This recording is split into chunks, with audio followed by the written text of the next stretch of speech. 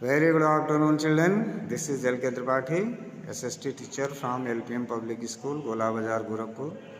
My dear students, today we shall discuss about working of institutions. This is your civics portion, chapter number 4, and we shall collect a lot of information related to this chapter. We shall get much more information and knowledge just touching this chapter. So better us to start this in proper way, listen carefully and go through. Democracy is not just about people electing their rulers. In a democracy, the rulers have to follow some rules and procedures. This is very true, children. Democracy means not just to elect the rulers of the country. This is not enough for all the people to elect the representatives, elect the rulers of the country, and their duty go to over. Actually, in a democracy, the rulers have to follow some rules and procedures. No doubt about that. This is the democracy, and democracy is ruled by law. So all the people whosoever live in this country have also earned some responsibility and duties from the constitution to follow, and according to that we have to go. And the rulers who govern the country, they are more reliable, and they should be more reliable for the nation, because the public have put their faith over them. So their duty becomes more responsible, and they should be more conscious towards their people. They have to work with and within institutions. This chapter is about the working of such institutions in a democracy. We try to understand this by looking at the manner in which major decisions are taken and implemented in our country. We also look at how disputes regarding these decisions are resolved. In this process, we come across three institutions that play a key role in major decisions: legislature, executive, and judiciary. Dear students, in democracy, three institutions of the democracy is very important. This is known the division of power. It means a single person is not holding the absolute power of the country. The power of the rulers are divided into three parts. This is known the institutions. First is legislature, second is executive, and third is judiciary. The work of legislature is to make laws. The work of executive is to implement the laws, and the work of judiciary is to interpret the laws. You have already read something about these institutions in earlier classes. Here we shall quickly summarize those and move on to asking large questions. In the case of each institution, we ask, what does this institution do? We have a lot of questions. Being the citizens of the country, we must ask the questions to the institution. Actually, what does this institution do?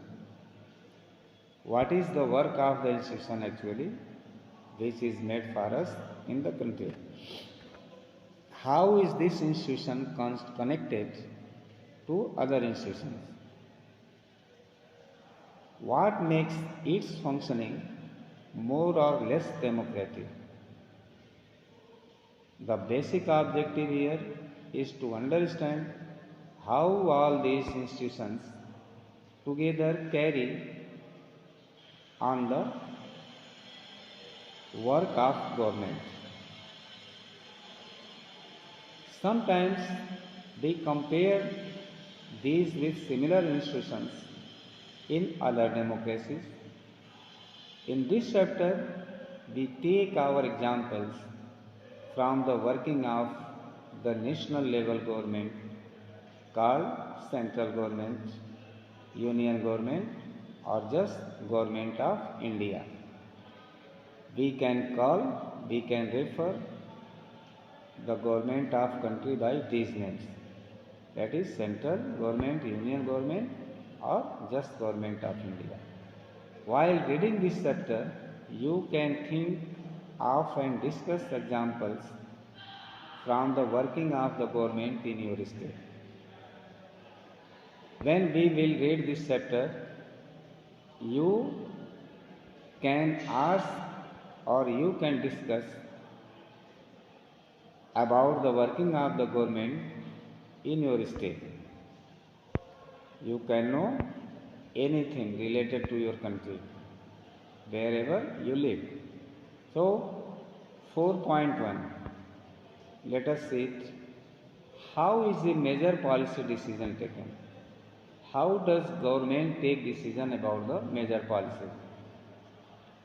A government order, that is known as Office Memorandum, GO, OM.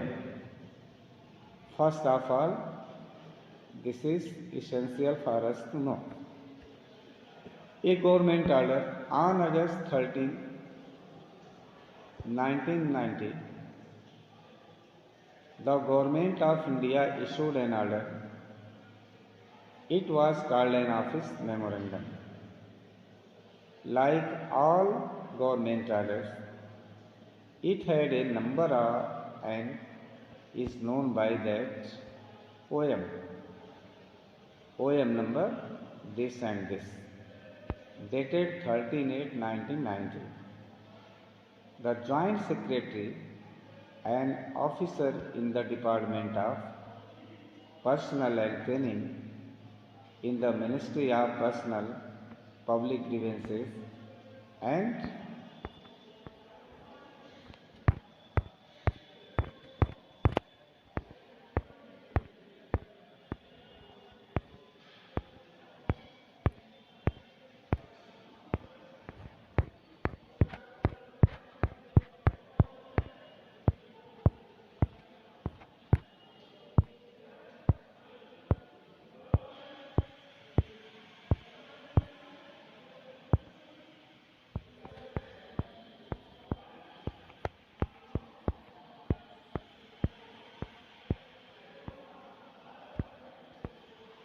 pensions signed the order.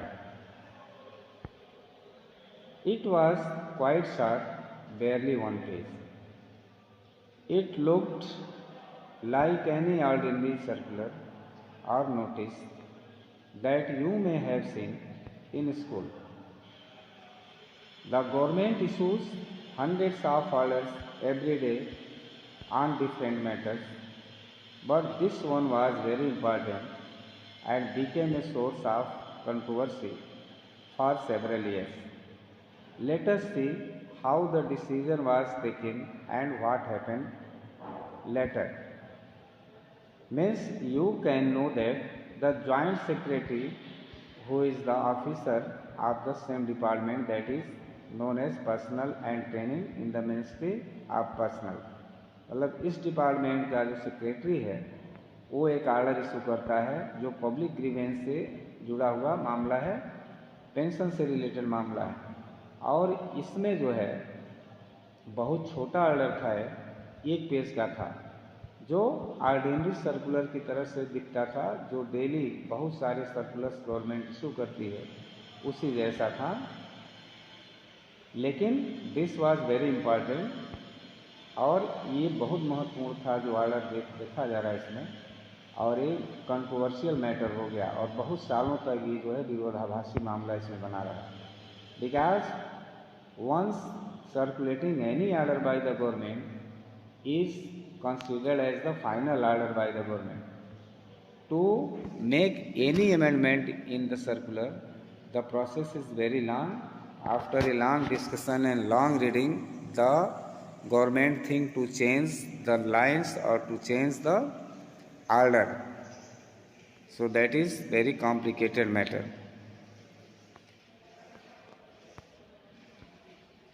This order announced a major policy decision that 27% of the vacancies in civil posts and services under the government of India are reserved for the socially and educationally backward classes.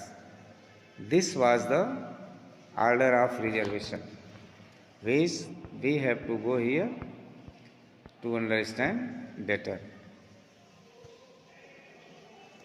See here, Department of Training OM number this and this, dated 13/8/19. This is GI department. Subject 27% reservation for socially and educationally backward classes in civil post services. This is the reservation for the backward classes. An order, you can say OM, memorandum had been issued by the Government of India. What was mentioned in this?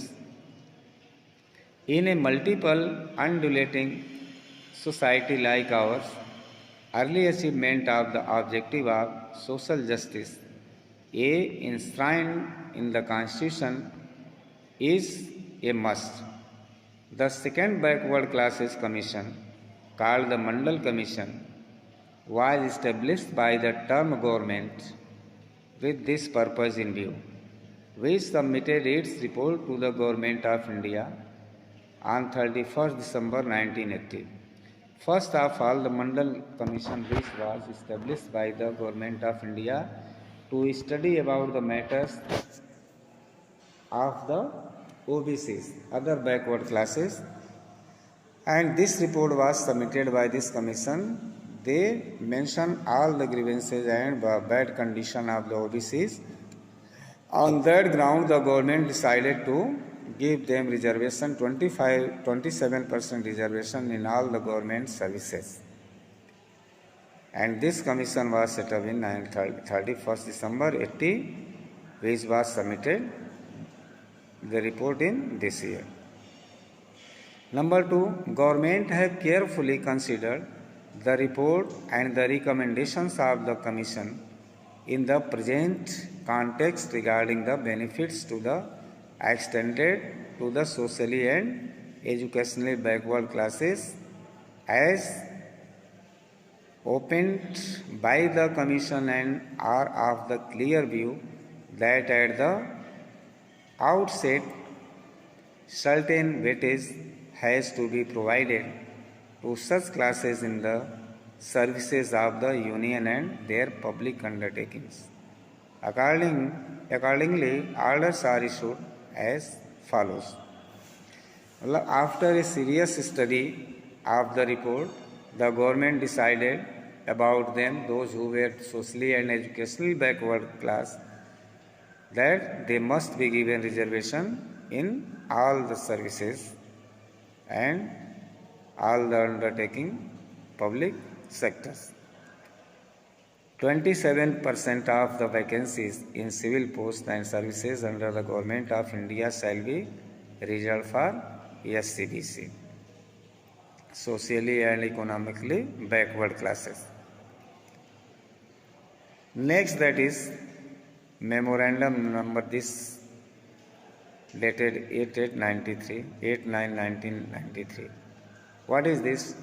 Reservation for other backward classes in civil posts and services under the Government of India regarding.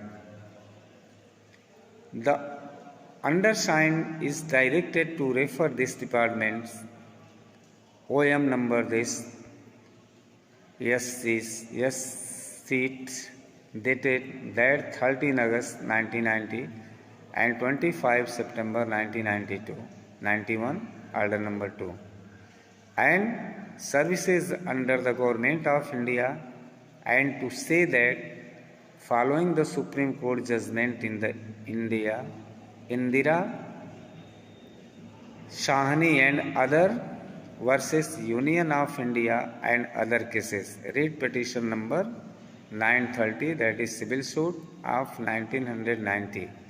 The Government of India appointed an expert committee to recommend the criteria for exclusion of the socially advanced persons sections from the benefit of reservation for other backward classes in civil posts and services under the Government of India.